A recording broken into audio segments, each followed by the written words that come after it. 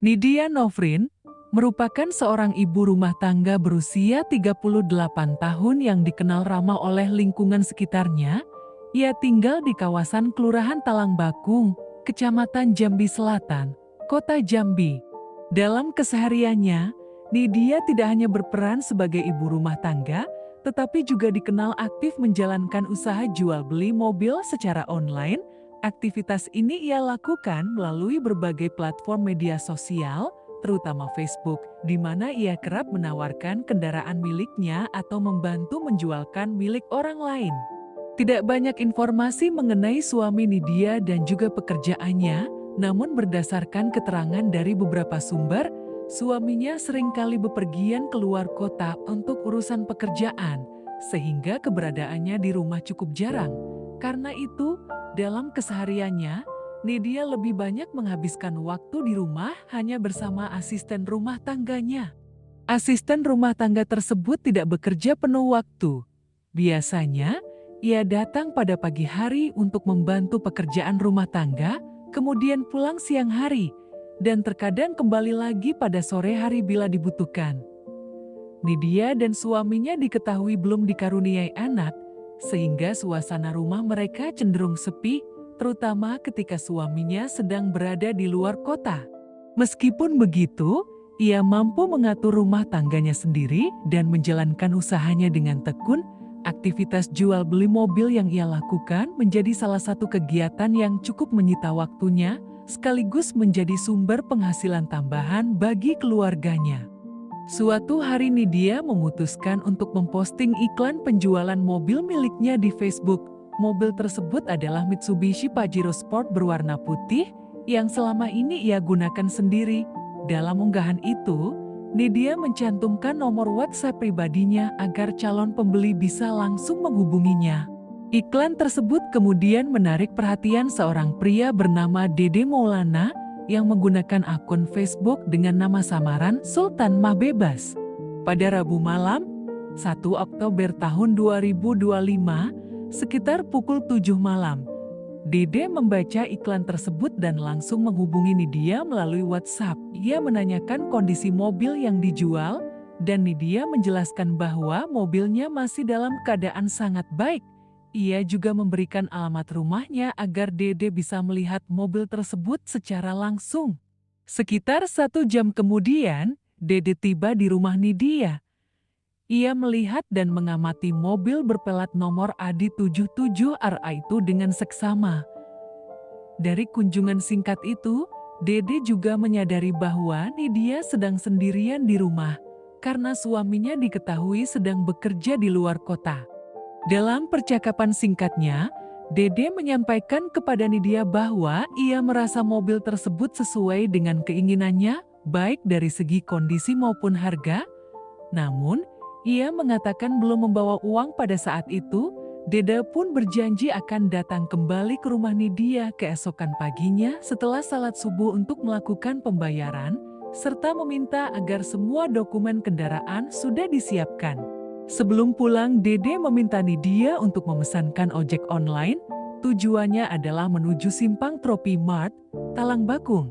Sesampainya di sana, Dede masuk ke sebuah tempat rental PlayStation dan bermain di sana sambil menunggu waktu pagi. Namun belum sampai pagi, ia merasa bosan dan memutuskan untuk pergi ke kawasan Kenali. Di sana ia beristirahat di sekitar masjid sambil menunggu waktu subuh. Ketika azan subuh berkumandang, Dede ikut melaksanakan salat berjamaah di masjid tersebut. Setelah salat selesai, ia meminta bantuan salah satu jamaah yang memiliki ponsel untuk memesankan ojek online menuju rumah Nidia. Dengan cara itu, jejak pemesanan ojek tidak terlacak atas namanya. Sementara itu di rumahnya, Nidia telah menyiapkan seluruh berkas kendaraan. Ia juga memindahkan mobil dari garasi ke halaman depan. Kemudian keesokan harinya pada Kamis 2 Oktober 2025 sekitar pukul 5:30 pagi, Dede datang ke rumah Nidia. Mereka berbincang-bincang di ruang tamu. Setelah melihat-lihat mobil, Dede meminta kunci kontak dengan alasan ingin mencoba mobil tersebut. Namun Nidia langsung menolak permintaan Dede. Setelah itu, Nidia berjalan masuk ke dalam kamar, kemungkinan untuk menghubungi suaminya. Di saat bersamaan, Dede melihat sebatang kayu tergeletak di depan rumah. Ia pun mengambil kayu tersebut, lalu menyusul Nidia dan masuk ke kamar. Di dalam kamar itulah peristiwa tragis itu berlangsung.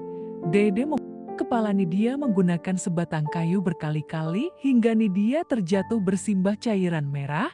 Setelah itu Dede mengambil ponsel milik Nidia dan BPKB mobil, lalu membawa mobil Pajero tersebut pergi dari rumah. Sesampainya di area belakang Bandara Sultan Taha, tepatnya di sekitar Rumah Sakit Medika, Dede menghentikan kendaraannya. Ia kemudian mengganti plat nomor mobil dengan plat lain yang sudah dibawanya dalam tas. Nomor kendaraan itu berubah menjadi B2682SJH. Kemudian Dede membawa mobil itu masuk tol menuju arah Palembang. Sekitar pukul 7:30 pagi, asisten rumah tangga Nidia bernama Aslamah tiba untuk bekerja. Sesampainya di dalam rumah, ia dikejutkan oleh pemandangan mengerikan. Nidia ditemukan bersimbah cairan merah di dalam kamar. Karena panik, Aslamah segera berteriak meminta pertolongan warga sekitar. Dalam kondisi kritis, Nidia kemudian dilarikan ke Rumah Sakit Siloam Jambi. Namun nyawanya tidak tertolong dan ia meninggal dunia dalam perjalanan. Untuk mengungkap pelaku, polisi mengamankan sejumlah barang bukti dari lokasi kejadian perkara serta rekaman CCTV dari sekitar rumah Nidia. Dari rekaman CCTV tersebut, terlihat sosok pelaku mengenakan jaket berwarna biru dan celana panjang abu-abu. Ciri-ciri fisik serta pakaian yang terekam itu kemudian dicocokkan dengan keterangan para saksi. Selain itu, polisi juga mendapatkan 2 rekaman CCTV yang memperlihatkan mobil Pajero putih yang diduga milik Nidia. Dalam rekaman pertama, mobil itu terlihat memasuki gerbang tol Muaro Sebapo menuju arah Bayung Lencir sekitar pukul 6:30 pagi, yang artinya sekitar 1 jam sebelum Nidia ditemukan kritis. Siang harinya, mobil dengan ciri serupa kembali terekam melintas di gerbang tol Kertapati, Sumatera Selatan. Selain itu, polisi juga mendalami jejak pelaku melalui jejak digital, yaitu melalui komunikasi Facebook dengan korban. Dede menggunakan nama samaran Sultan Mah Bebas. Dari situ polisi mendalami jejak pelaku. Pada tanggal 7 Oktober, Dede Maulana berhasil ditangkap polisi saat bersembunyi di rumah teman wanitanya di wilayah Sumatera Selatan. Dalam pemeriksaan, Dede mengaku tidak berniat menjual mobil Pajero yang dicurinya.